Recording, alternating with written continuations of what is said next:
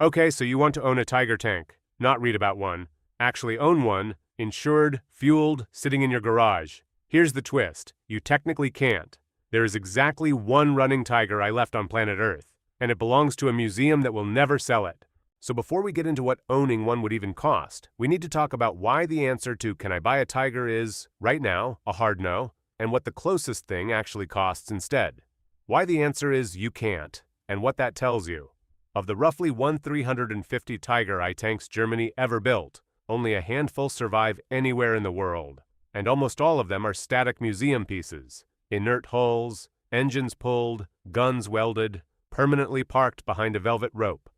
Exactly one of them still runs under its own power, Tiger 131, captured by British forces in Tunisia in 1943, and now maintained by the Tank Museum in Bovington, England. It took a restoration team roughly a decade of specialist work to get that single tank moving again, and it is not, under any circumstance, for sale.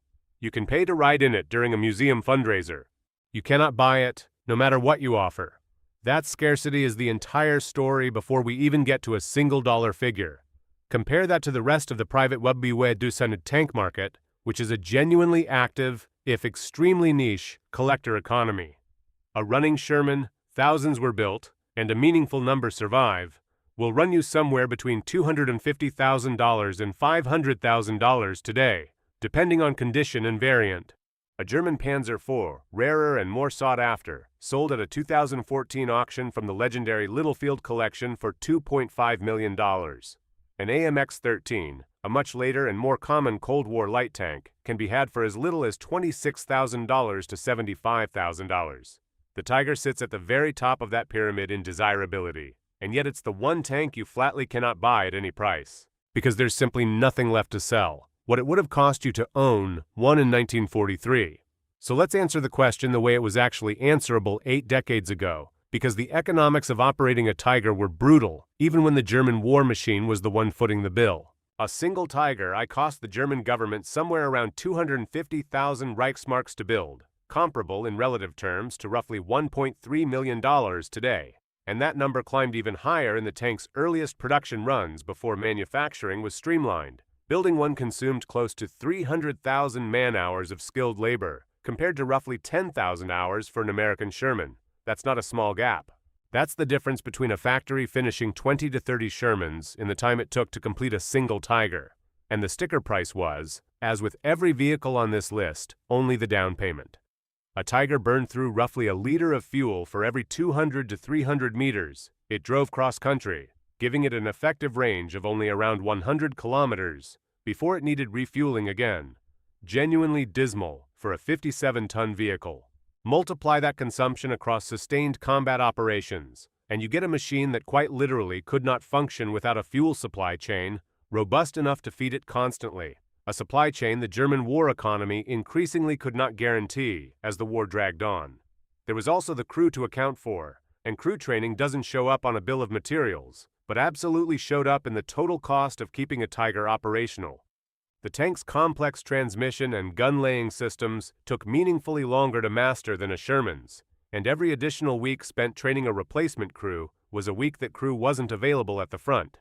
As losses mounted through 1944, that training pipeline got compressed, and field reports increasingly blamed a rising share of losses on crew inexperience with a genuinely demanding machine, not enemy fire. In other words, even the free labor of a conscripted crew wasn't actually free.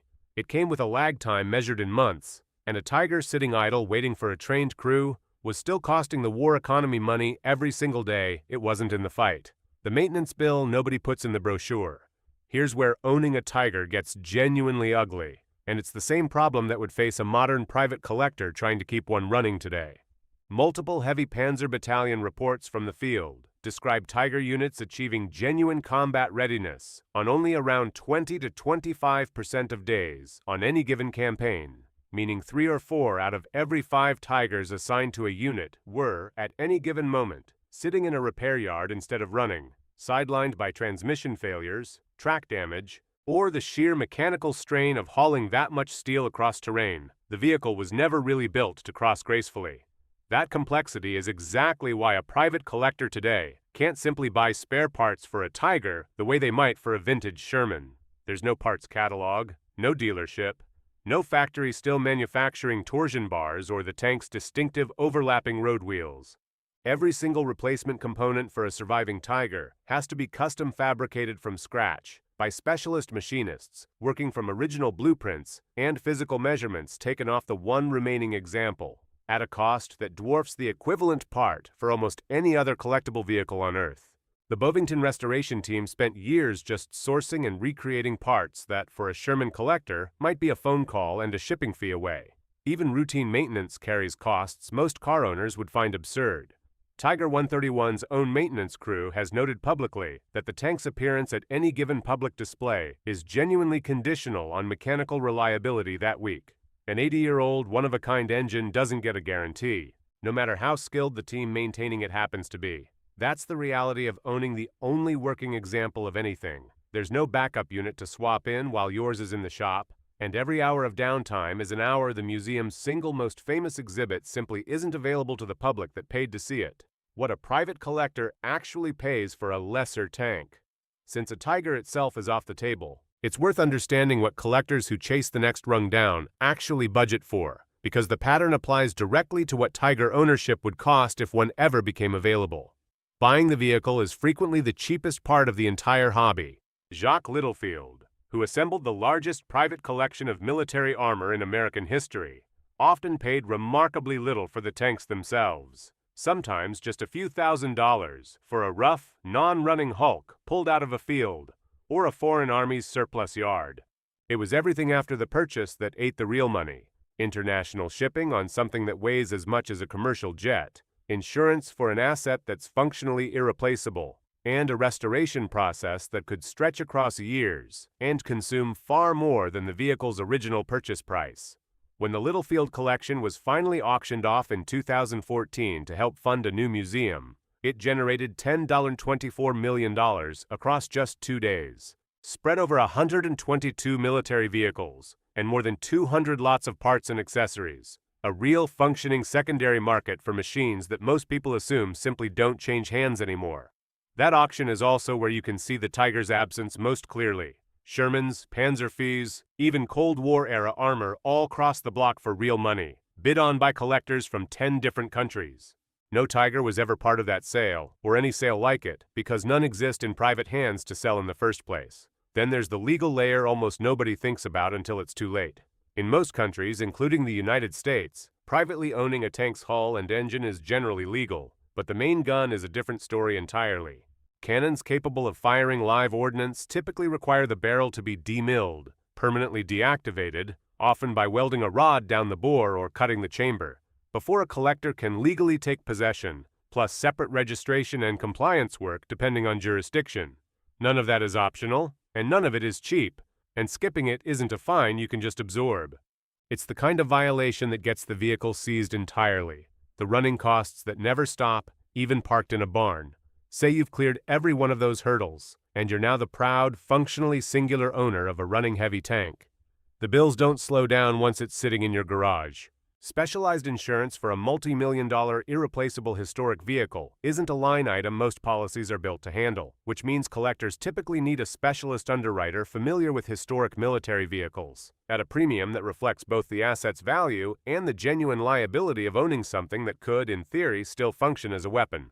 Storage alone is a real design problem. A Tiger is roughly 3.7 meters wide, too wide for standard rail transport in its era, which forced German engineers to design narrower transport tracks the tank would swap onto just to move it by train.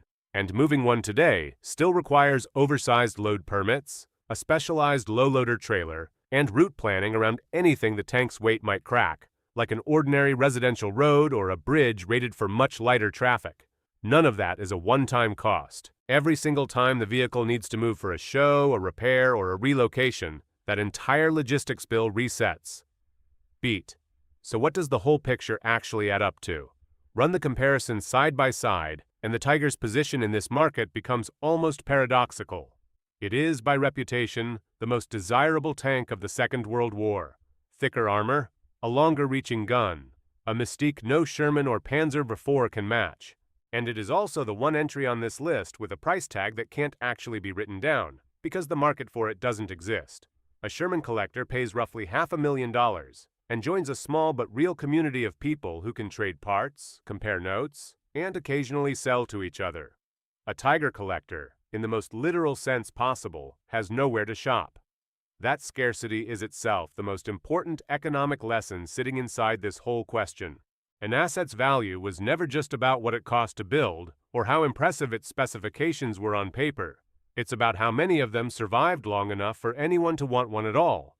And on that metric, the Tiger didn't just lose to cheaper, more abundant wartime alternatives once. It lost twice. Once on the production line, where Germany could never build them fast enough to matter, and once more, 80 years later, in a hobbyist market where being the most desirable tank in the world means absolutely nothing if there's exactly one left, and it isn't going anywhere. Compare that fate to the Sherman one final time, because the contrast is the whole point. The Sherman won the economics of its own era by being cheap and disposable, built fast, replaced fast, thousands surviving into a collector market that keeps them genuinely tradable 80 years later. The Tiger won the reputation war and lost the survival war. And reputation, it turns out, is worth exactly nothing to a market that has nothing left to sell. If the fact that you literally cannot buy a Tiger tank just rewired how you think about priceless, send this to someone who still argues about which W-Bowers-Turi tank was the best. And subscribe. Every week, another system whose real logic was hiding in the numbers the whole time.